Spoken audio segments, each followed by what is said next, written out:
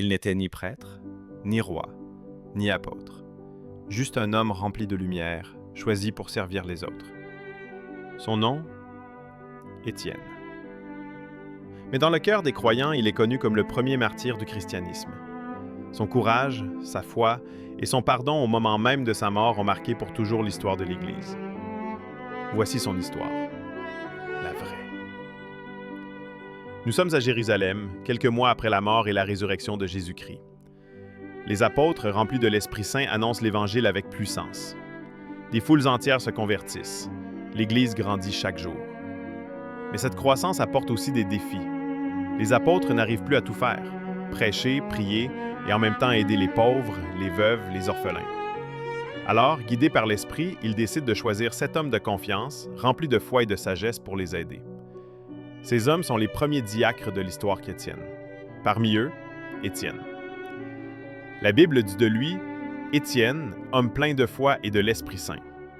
Dès le début, il se distingue par son humilité, sa bonté et surtout sa lumière intérieure. Son regard reflète la paix. Sa parole, la vérité. Peu à peu, Étienne devient plus qu'un simple serviteur.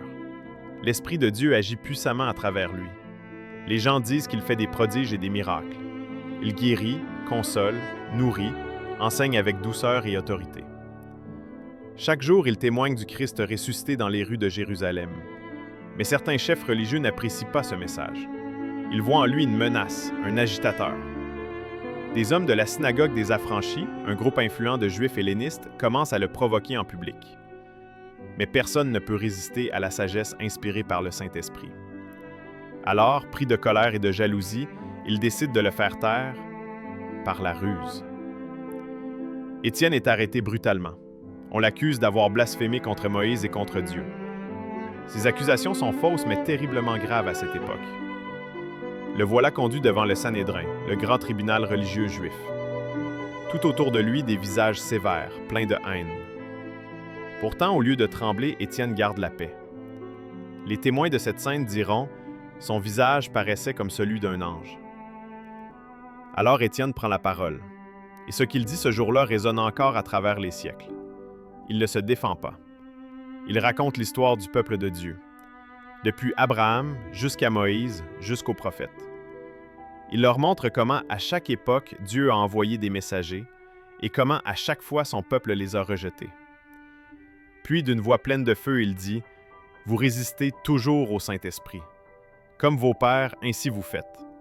Vous avez persécuté les prophètes et tué ceux qui annonçaient la venue du juste, et maintenant vous l'avez livré et mis à mort. » Un silence pesant s'abat sur la salle. Puis les cris éclatent. La haine monte. Les juges grincent des dents hors d'eux. Mais Étienne reste calme. À cet instant précis, l'Esprit Saint le remplit. Étienne lève les yeux vers le ciel et soudain, il voit ce que personne ne voit d'habitude. « Voici, je vois les cieux ouverts et le Fils de l'homme debout à la droite de Dieu. » Ces mots achèvent d'enflammer la foule. Il crie, se bouche les oreilles, se précipite sur lui. Il le traîne hors de la ville. Et là, sur un terrain rocailleux, il ramasse des pierres. Le premier coup part. Une pierre frappe son épaule, puis une autre, sur son visage. Mais Étienne ne maudit pas. Il prie. « Seigneur Jésus, reçois mon esprit. » Il tombe à genoux, et dans un dernier souffle d'amour, « Seigneur, ne leur impute pas ce péché. » Puis, il s'endort. C'est ainsi que la Bible décrit sa mort, non pas comme une fin, mais comme un sommeil. Le premier martyr venait de donner sa vie, et déjà une lumière nouvelle se levait sur le monde. Parmi ceux qui surveillaient cette exécution, il y avait un jeune homme appelé Saul de Tarse. Il gardait les manteaux des hommes qui jetaient les pierres, et il approuvait cette mise à mort. Mais plus tard, sur le chemin de Damas, ce même Saul allait rencontrer le Christ. Il deviendrait l'apôtre Paul, le plus grand missionnaire de l'histoire chrétienne. Étienne, sans le savoir, avait planté une graine dans son cœur. Le sang du premier martyr allait devenir la semence des apôtres. Des hommes pieux ensevelirent son corps avec respect et pleurèrent sur lui. Mais très vite, une grande persécution éclata à Jérusalem. Les disciples furent dispersés, et partout où ils allaient, ils annonçaient la parole. Le sacrifice d'Étienne n'avait pas éteint la foi. il l'avait enflammée. Aujourd'hui, saint Étienne est vénéré comme le premier martyr du christianisme et son nom figure dans toutes les liturgies du monde. Son exemple nous enseigne la force du pardon, même envers ceux qui nous haïssent, la puissance de la vérité, plus forte que la peur, et la promesse du ciel, visible à ceux qui gardent la foi jusqu'à la fin. Étienne a vu le ciel s'ouvrir parce qu'il avait déjà ouvert son cœur à Dieu. Et c'est peut-être ça, le véritable miracle.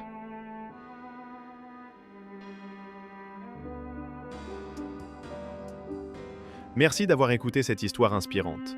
Si la vie de saint Étienne t'a touché, abonne-toi à Histoire de vie pour découvrir d'autres parcours saints, héroïques et spirituels.